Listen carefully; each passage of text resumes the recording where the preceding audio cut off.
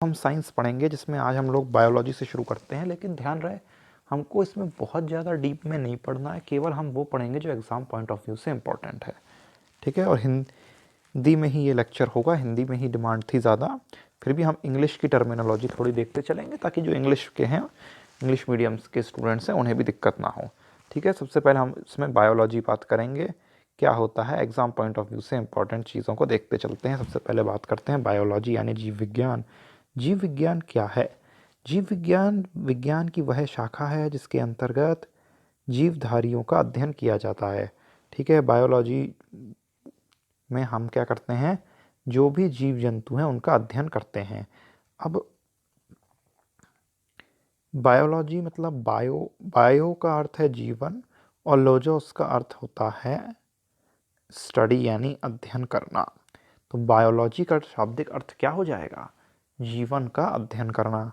ठीक है, अब जीव विज्ञान का शब्द का जो है सबसे पहले प्रयोग किसने किया? लैमार्क ने। ये चीज़ बड़ा ध्यान रखेंगे, किसने कभी कौन से शब्द का प्रयोग किया, कौन किस का जनक माना जाता है, सीधा फैक्ट उठा के पूछ लिया जाता है। इस चीज़ को देखते चलेंगे। तो लैमार्क ने सबसे पहले जीव विज्ञान का शब्द का प्रयोग किया। लैमार्क और उनके साथ एक लैमार्क थे फ्रांस के, और एक और वैज्ञानिक थे जिनका नाम है ट्रैविनेरिस। ठीक है, ये जर्मनी के थे। इन्होंने कब किया? 1801 किया जीव विज्ञान शब्द का प्रयोग। अब बात करेंगे हम किस शाखा को क्या कहा जाता है। जीव विज्ञान की कई सारी शाखाएं हैं, वो किस किस चीज़ के अध्ययन के लिए होती हैं, ये क्वेश्चन पूछा जाता है जनरली। एमपीपीएससी प्रीलिम्स में कई बार ऐसे क्वेश्चन आए हैं कि कौन सी शाखा है, कौन सा, जैसे कई बार पूछ लिया जाएगा मधुमक्खी पालन के अध्ययन को क्या कहते हैं, या रेशम के अध्ययन, कीट के अध्ययन को क्या कहते हैं। एक बार पूछा गया था अंगूरों की खेती को क्या कहा जाता है। ठीक है, ऐसे पूछा जा सकता है, तो इसलिए आइए एक एक करके देख के चलते हैं। सबसे पहले है मधुमक्खी पालन का अध्ययन क्या कहलाता है? एपीकल्चर। रेशम कीट का अध्ययन कहलाता है सेरिकल्चर।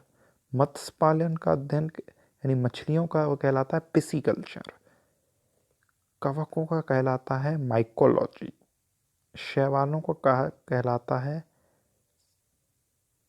फाइकोलॉजी। ठीक है, माइकोलॉजी यानी कवक यानी फंजाई, शायद माइक कवक का इंग्लिश, हाँ फंजाई ही होता है, करेक्ट। और शैवालों का अध्ययन है वो है फाइकोलॉजी। पुष्पों का अध्ययन यानी फूलों का अध्ययन एंथोलॉजी। फलों का अध्ययन पोमोलॉजी। पक्षियों का अध्ययन ऑर्निथोलॉजी। मछलियों का अध्ययन यह है इथियोलॉजी। यहाँ ध्यान रहे, मछलियों का अध्ययन इचिथियोलॉजी है। लेकिन जहाँ मत्स्य पालन का अध्ययन हमने देखा था वो पिसीकल्चर देखा था। फिर क्या है? कीटों का अध्ययन एंटिमोलॉजी। वृक्षों एवं झाड़ियों का अध्ययन डेंड्रोलॉजी। सांपों का अध्ययन ओफियोलॉजी। छिपकलियों का अध्ययन सोरोलॉजी। कास्ट पेड़ों का अध्ययन सिल्वीकल्चर। उद्यान विज्ञान हॉर्टिकल्चर। और फूलों की खेती फ्लोरिकल्चर। इस पूरे टेबल को आप लोग याद कर लीजिएगा, ये ल्यूसेंट की बुक से है, आपको मिल जाएगा ल्यूसेंट की बुक में आप लोगों के पास। होप आप उससे पढ़ रहे होंगे, और अगर आप उससे नहीं पढ़ रहे हैं, कोई और जी किताब से पढ़ रहे हैं, तो उसमें भी मिल जाएगा ये जनरली। ठीक है, अब जीव विज्ञान का एक क्रमबद्ध ज्ञान के रूप में इसको विकास किया गया। में इसको प्रसिद्ध दार्शनिक किसने इसका विकास किया? एरिस्टोटल, अरस्तु। कौन है ये? वही है पॉलिटिकल साइंस वाले, जो जिन्होंने पॉलिटिकल साइंस पढ़ा है, उसमें हम कहते हैं ना मॉडर्न पॉलिटिकल साइंस के जनक भी इनको माना जाता है। ठीक है ना, ध्यान रहे। तो ये इन्हें फादर ऑफ बायोलॉजी और फादर ऑफ जूलॉजी भी कहा जाता है। ये वही अरस्तु हैं।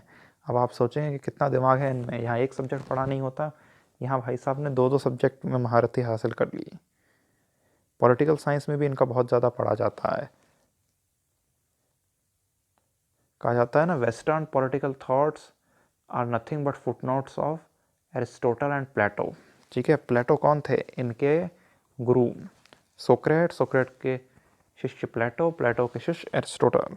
ठीक है, पॉलिटिकल साइंस की जब क्लास लेंगे तब इसको हम डिस्कस करेंगे। ठीक है, अब जीवधारियों का दो प्रकार से वर्गीकरण किया गया था, एक प्लांट किंगडम, एक एनिमलिया किंगडम। प्लांट किंगडम में प्लांट्स, एनिमलिया किंगडम में एनिमल, ये बिल्कुल नहीं पूछा जाएगा कभी, ये कॉमन सेंस की बात है। ठीक है, और फिर जो एनिमल किंगडम है या जो ऑर्गेनिजम्स हैं उनको हमने 5 पार्ट में डिवाइड किया था।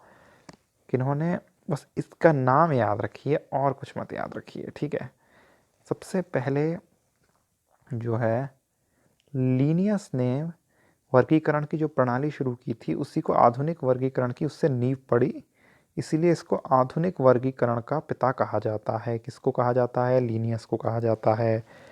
ठीक है, और परंपरागत द्विजगत वर्गीकरण का स्थान अंततः हिक्टर, ये जो भाई हैं विक्टर, इन्होंने लिया। इन्होंने 5 प्रकार से जो है प्रजातियां, जो अभी जीव जंतु हैं हमारे, उनको विभाजित किया। पहला है मोनेरा, दूसरा प्रोटिस्टा, तीसरा प्लांटी, चौथा फंजाई, पांचवा एनिमल।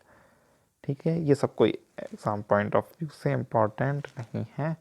आगे जो इम्पॉर्टेंट चीज़ें हैं वो हम यहाँ देखते हैं सेल से सीधा। कोशिका विज्ञान, सेल। सबसे पहले इसमें हम बात करेंगे प्रोटोप्लाज्म की, यानी जीव द्रव। जीव द्रव का नामकरण करने किया पुरकिंजे ने। ठीक, प्रोटोप्लाज्म, पी से प्रोटोप्लाज्म, पी से पुरकिंजे, ध्यान रख लें, सीधा क्वेश्चन आ सकता है। ये क्या होता है? गाढ़ा, रंगहीन, पारभासी, लहसला पदार्थ है। ठीक है, जीवन की सारी जैविक क्रियाएं इसी के द्वारा होती हैं, इसलिए इसको जीव द्रव को क्या कहा है? जीवन का भौतिक आधार हम कहते हैं। प्रोटोप्लाज्म हमारा जीवन का भौतिक आधार है। ये 2 भागों में बटा होता है, एक होता है साइटोप्लाज्म और एक होता है न्यूक्लियोप्लाज्म। जो साइटोप्लाज्म होता है ये हमारे कोशिका के केंद्रक यानी कि न्यूक्लियस और कोशिका झिल्ली न्यूक्लियर मेम्ब्रेन के बीच में पाया जाता है। और दूसरा है न्यूक्लियोप्लाज्म जो है ये केंद्रक के अंदर रहता है। ठीक है, साइटोप्लाज्म मतलब न्यूक्लियस और न्यूक्लियर मेम्ब्रेन के बीच में, और न्यूक्लियोप्लाज्म जो न्यूक्लियर के अंदर। अब जीव द्रव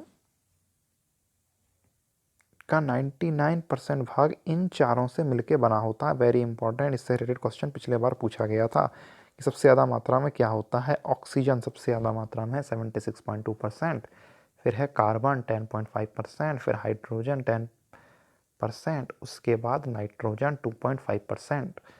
तो सबसे ज़्यादा क्या है? ऑक्सीजन, फिर कार्बन, फिर हाइड्रोजन और फिर सबसे कम नाइट्रोजन। अब प्रोटोप्लाज्म का 10%, 80% भाग जो है वो जल है।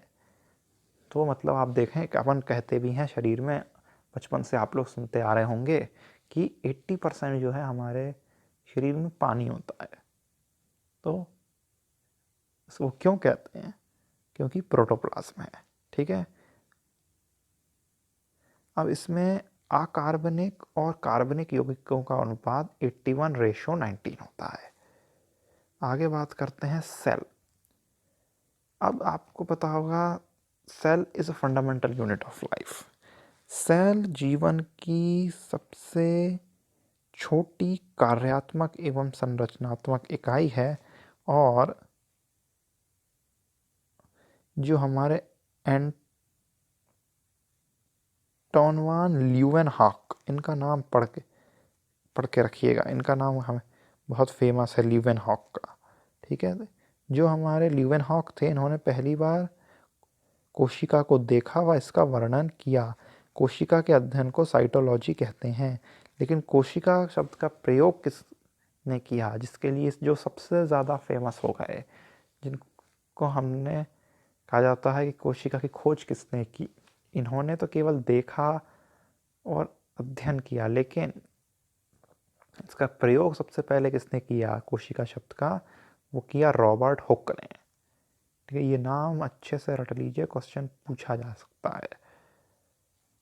अब सबसे छोटी कोशिका और सबसे बड़ी कोशिका किसकी होती है? सबसे छोटी कोशिका होती है, एक बैक्टीरिया होता है माइकोप्लाज्म कैप्सिकम, ठीक है, उसकी। और सबसे बड़ी जो होती है वो होती है ऑस्ट्रिच के एग की, शुतुरमुर्ग जो होता है पक्षी, उसके अंडे की, ठीक है। सबसे छोटी है एक बैक्टीरिया माइकोप्लाज्म कैप्सिकम की, सबसे बड़ी है ऑस्ट्रिच के एग की यानी शुतुरमुर्ग के अंडे की, और सबसे लंबी जो होती है वो होती है हमारी तंत्रिका तंत्र की, नर्वस सिस्टम की, ठीक है। ये हो गया सबसे छोटी, सबसे बड़ी और सबसे लंबी।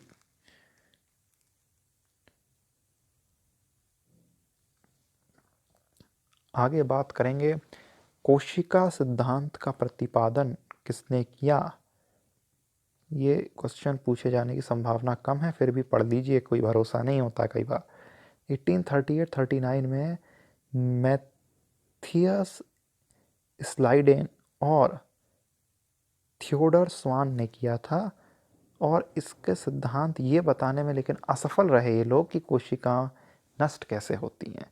इन्होंने कोशिका विज्ञान कोशिका सिद्धांत को तो बताया, लेकिन नष्ट कैसे होती हैं ये नहीं बताया, और वो बता नहीं पाए। तो जो ये थे, ये साहब रेडोल्फ बिर्चो, इन्होंने स्पष्ट किया कि कोशिका जो है वो विभाजित भी होती हैं और नई कोशिकाओं का निर्माण भी होता है पूर्व के विभाजन से। अभी हम पढ़ेंगे कि किस टाइप, 2 टाइप के हम विभाजन भी देखेंगे, ठीक है। हम माइटोसिस मियोसिस की भी बात करेंगे आगे। अब कोशिका सिद्धांत की मुख्य बातें क्या हैं, इतना आज के में समझ लीजिए। फिर हम नेक्स्ट में कई कोशिकाएं कितने प्रकार की होती हैं ये देखेंगे, कोशिकाएं कैसे विभाजित होती हैं ये देखेंगे, कोशिका के अंग क्या क्या होते हैं हम ये देखेंगे, सेल के पार्ट्स देखेंगे, सेल का डिवीज़न देखेंगे, ठीक है। अब हम देख लेते हैं सबसे पहले कोशिका सिद्धांत की मुख्य बातें क्या हैं। सभी जीव कोशिका और कोशिका उत्पाद से बने होते हैं, सही बात है यार, सबकी ही बॉडी में सेल हैं, ठीक है, ये तो क्या बात है, सबको मालूम है, ठीक है। और सभी कोशिकाएं पूर्व स्थित कोशिकाओं से निर्मित होती हैं, मतलब कोई एकदम से नहीं बनता, जो पहले के सेल्स होते हैं उसी से नए सेल्स जनरेट होते हैं।